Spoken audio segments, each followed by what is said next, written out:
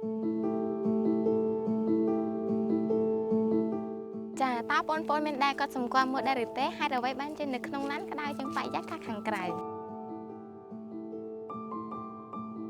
នៅបណ្ដាប្រទេសដែលមានអាកាសធាតុត្រជាក់គេភាគច្រើនបានដាំដំណាំដែលប្រើប្រាស់ដោយរបៀបនេះ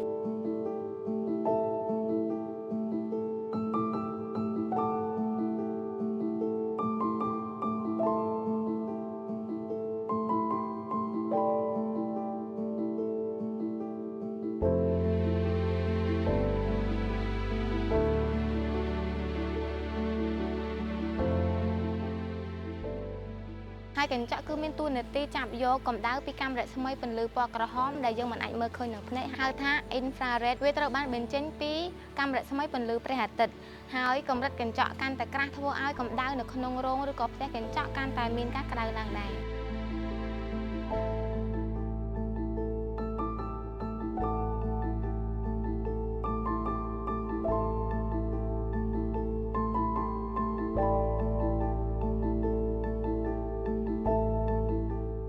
នៅជុំវិញផែនដីរបស់យើងមានខ្យល់ដកដង្ហើមហើយនៅក្នុងខ្យល់នោះដែរ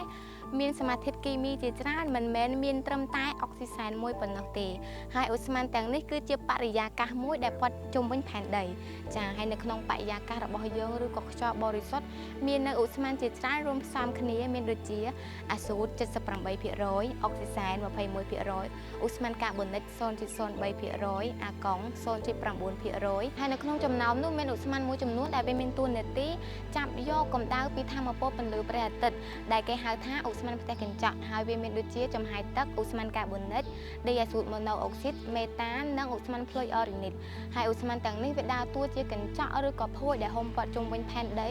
ដែលធ្វើឲ្យផែនដីរបស់យើងកើនកម្ដៅចាចំណែកឧស្ម័នកាបូនិករបស់យើងគឺមានប្រភពគ្រប់ចំហេះទាំងអស់ដូចជារោងចក្រឧស្សាហកម្មយានយន្តការកាប់បំផ្លាញព្រៃឈើ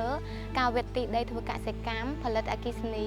និងតម្រូវការថាមពលទៅតាមលំនៅឋានហើយវាត្រូវបានបញ្ចេញចំនួន 64% នៃឧស្ម័នផ្ទះកញ្ចក់សរុបណែឧស្ម័នមេតានវិញគឺមានប្រភពមកពីការធ្វើកសិកម្មការប្រើប្រាស់ថាមពលនៅទីលានចាក់សម្រាមហើយនិងការដុតហ្គាសផ្សេងៗផងដែរហើយវាត្រូវបានបញ្ចេញចំនួន 11% នៃឧស្ម័នផ្ទះកញ្ចក់សរុប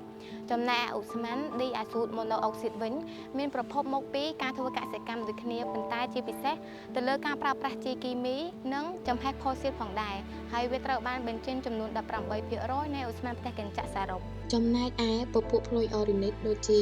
ក្លរ៉ូផ្លូយអរ៉ូកាបោនវាជាឧស្ម័នដែលគេសំយោគដែលត្រូវបានប្រើប្រាស់នៅក្នុងម៉ាស៊ីនត្រជាក់ទូទឹកកកបំពង់ស្ប្រេនានាស្នោបំពង់ពន្លត់អគ្គិភ័យ